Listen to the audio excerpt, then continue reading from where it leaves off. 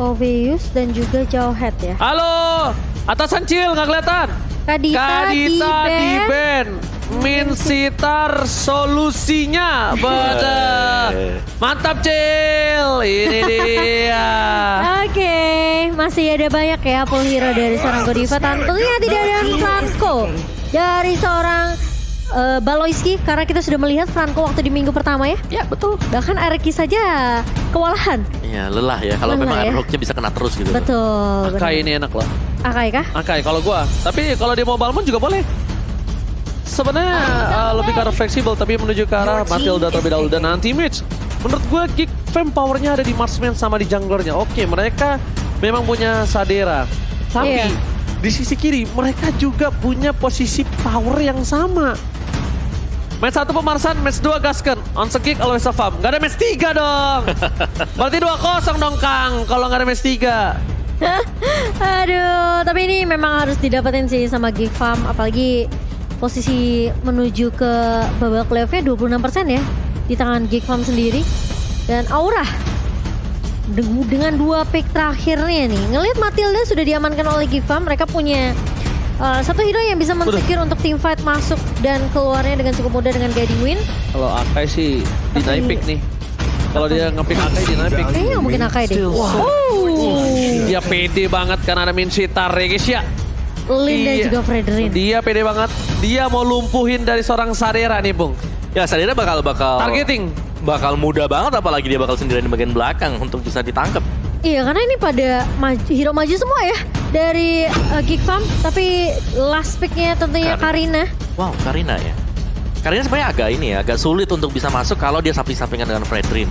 Nomor satunya dia udah Fredrin ini udah punya terlalu banyak sisi untuk bisa dihentikan oleh Karina ya. Kan dia punya skill 2-nya, dia bisa angkat ke atas ya kan, piercing strike-nya bisa kasih slow. Terus juga ada energy eruption buat kasih tauntingnya. Iya, ini sisi semua sih. Sisi semua, belum lagi masih ada Yves, ada Min Sitar. Jadi susah buat Karina, kecuali di sini Karina bakal build up ke item defense. Tapi aku setuju sih sama yang Oji bilang, ini posisi dari seorang one-one-nya nggak akan baik-baik aja. Iya. Ini bisa banget diincer sama seorang Link dari seorang Hai ya. Tentunya lebih tidak, bisa dibilang mungkin nggak safe lah ini posisinya. Targeting sih aku ini gameplay. Mereka makanya. udah mulai targeting sih, mengincar yang bisa diincar dan bahkan bisa dibilang dengan power goldnya Sadera bakal dilumpuhkan. Oke, kali ini Geek Farm yang sekarang berada di dalam ujung tanduk. Dan langsung kita menuju ke area MPL Arena. Boleh minta tepuk tangannya. Let's go, let's go, let's go. Untuk masuk ke dalam game yang kedua. Rencana jahatnya gagal ya adik-adik ternyata. Ada mau coba untuk rencana jahat tapi nampaknya kali ini belum berhasil. Oh, dia ketahuan Ketika ya. ketahuan langsung mundur lagi rame-rame. Aku nggak tahu rencana jahatnya apa, tapi setidaknya itu ada rencana jahat yang dimiliki para pemain dari tim Aura Fire. Sedangkan Godiva hampir saja terjadi first blood di sana, tapi nampaknya masih cukup mampu untuk bertahan kali. Dan tentunya kali ini para pemain dari tim Geek Farm langsung melakukan rotasi ke arah jungle mereka juga. Iya, sementara dari Hai bakal coba diganggu oleh seorang Baloyski. Tapi ini bakal ditabrak balik sih sebenarnya dari seorang Hai-nya. Dan di mana Baloyski sekarang yang berada di posisi terancam. Balik lagi kali ini dengan guiding win, bahkan di kali ini dari seorang Godiva menarik dengan satu buah grab glory. Dan Jana Cutie masih bisa mundur terlebih dahulu, masih bisa di backup oleh seorang Alzura. Alright, dan nampaknya kali ini pertempuran agresif di early dan bahkan dengan adanya seorang Alzura, mereka percaya diri untuk membalikan keadaan. Dan Spear of Glory almost membuat first blood di tangan dari tim dari Aura Fire. Tapi ternyata Jana Cutie berhasil mengamankan satu buah kembang. Sayang sekali.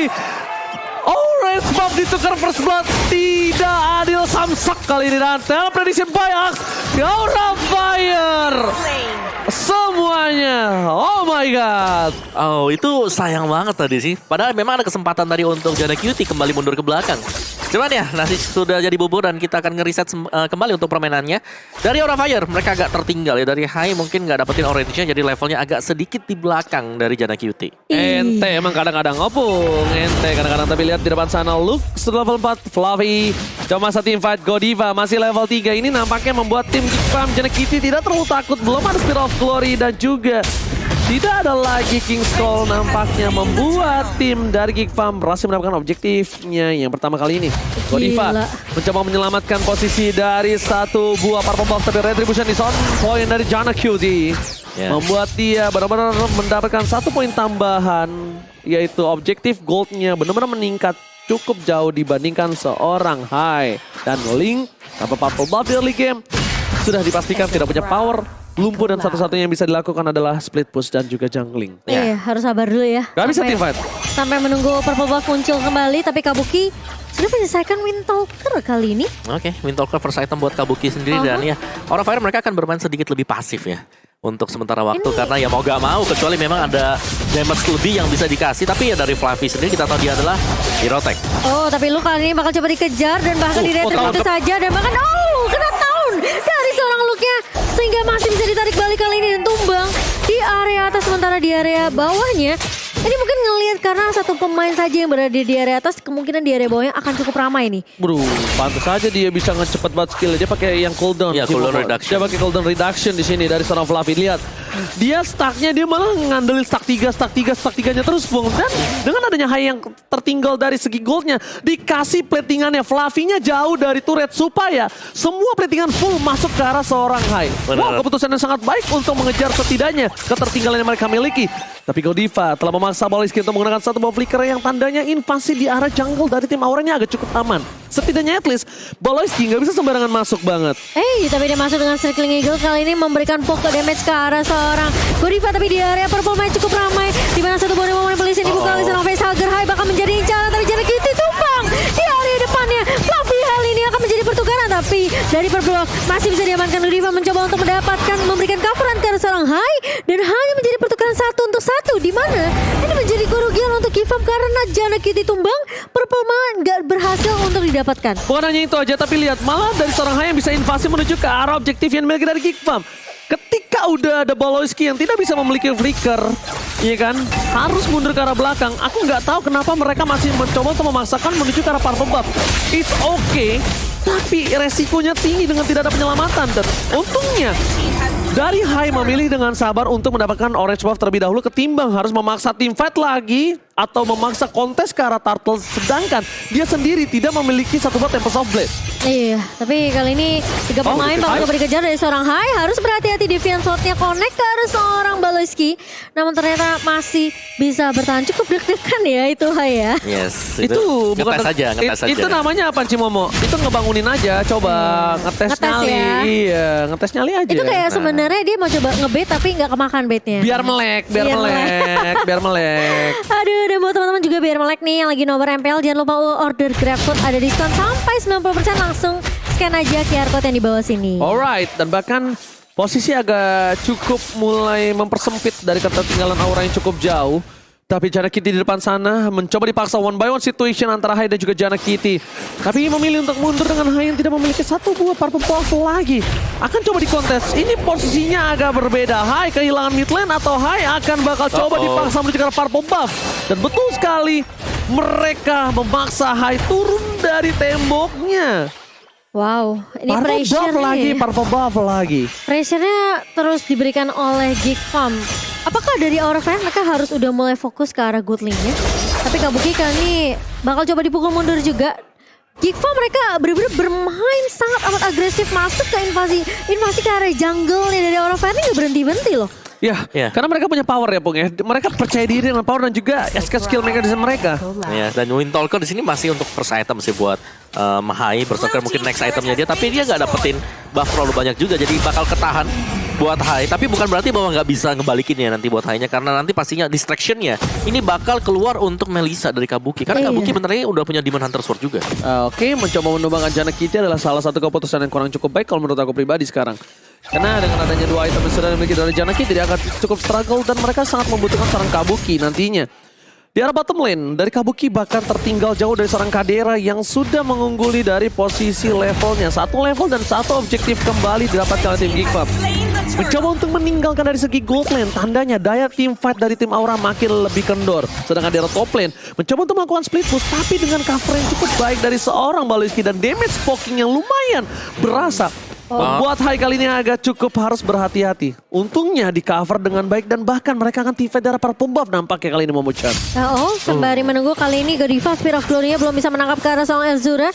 Tapi dari Hai posisinya sudah mulai terlihat di area purple buff.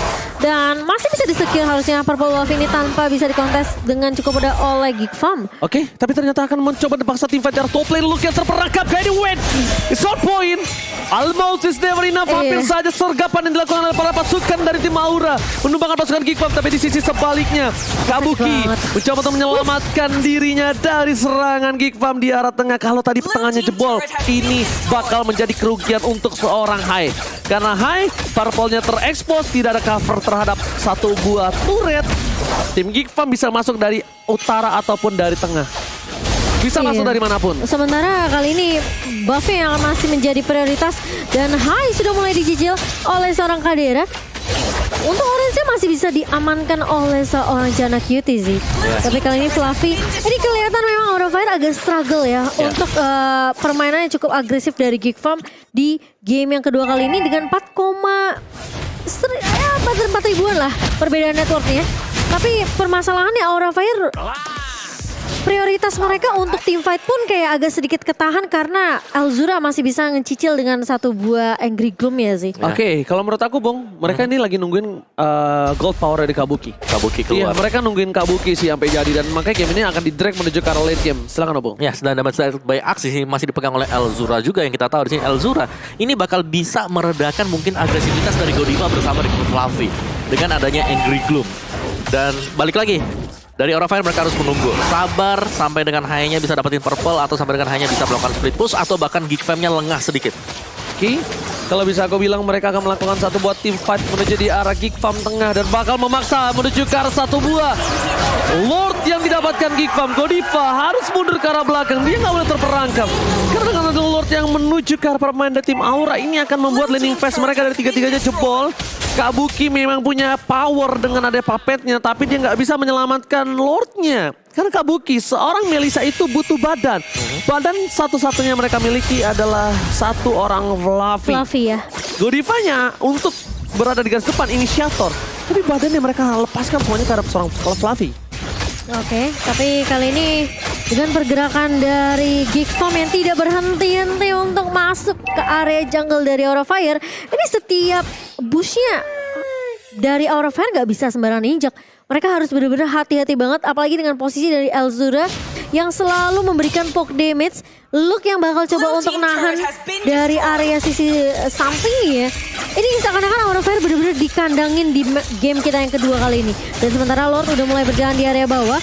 Di area midnya turretnya akan kayaknya bakal dibiarin aja begitu saja, dipasrahkan jatuh ke tangan pemain-pemain dari Geek Farm. Oke, tadi dia memaksa dengan satu Black Shoes. Udah ada informasi diberikan untuk para pemain dari tim Aura Fire. Tim fight dari bottom lane ini kemungkinan besar bisa diantisipasi dari tim dari Aura Fire. Kenapa? Black Shoes tadi bukan terlebih dahulu. Dan bahkan di sisi sebaliknya mereka membuka langsung dengan ini dia yang dipertanyakan dalam Momo-chan. Apakah akan dipakai atau tidak untuk ngebuka map di arah bottom lane. Godiva berhasil mendapatkan Paloski. Tapi tidak ada Black Shoes. Oh, Black Shoes yang terbuka kembali. Look to dive. Kabuki berhasil menyelamatkan dirinya. Tapi ternyata di sana hafalnya aktif.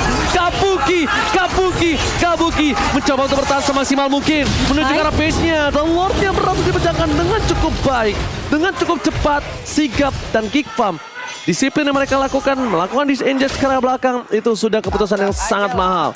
Walaupun di posisi kali ini, mereka bisa menabrak lagi di arah tengah. Ini mungkin menjadi salah satu tabrakan yang mahal terhadap tim Aura Fire, Momo-chan.